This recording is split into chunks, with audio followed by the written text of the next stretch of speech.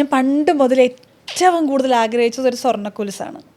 Okay, ഇപ്പം ചിലപ്പോൾ അത് കേൾക്കണ ആൾക്കാർക്ക് ഈ സ്വർണ്ണക്കൊലുസാ എന്ന് ചോദിക്കുമായിരിക്കും. പക്ഷെ ആ സമയത്ത് എനിക്ക് ഭയങ്കര ഇഷ്ടമായിരുന്നു. എന്തോ കാലിൽ വെള്ളിക്കൊലുസാണ് നോർമലി ആ സമയത്ത് ഉണ്ടായിരുന്നത്, പക്ഷെ സ്വർണ്ണപാദസരം. പക്ഷെ അച്ഛനോടും അമ്മയോടും പറഞ്ഞിട്ട് ഒരു കാര്യമില്ല. അപ്പോൾ ആ സമയത്ത് മേ ബി പറ്റത്തില്ലായിരിക്കാം. പക്ഷെ എൻ്റെ മനസ്സിൽ ഇങ്ങനെ എപ്പോഴും അയ്യോ എനിക്ക് കൊലുസ് വേണമല്ലോ. ഞാൻ വീട്ടിലെപ്പോഴും പറയുകയും ചെയ്യും, എൻ്റെ കൂട്ടുകാർക്ക് അതുണ്ട് ഇതുണ്ട്, എനിക്ക് മാത്രമില്ല എന്ന് പറയും. എപ്പോഴും വഴക്കിടുന്ന സാധനമാണ്.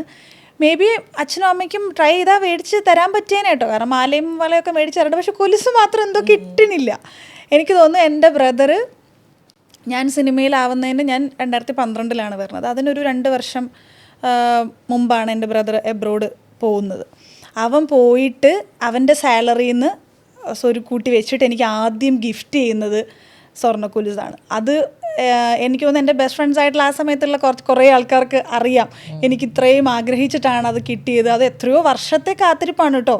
ഞാൻ 5ാം ക്ലാസ്സിലോ 6ാം ക്ലാസ്സിലോ മുതൽ തുടങ്ങിയ സാധനം എൻ്റെ കയ്യിലേക്ക് എത്താൻ വേണ്ടിയിട്ട് ഇത്രയും വർഷം എടുത്തു.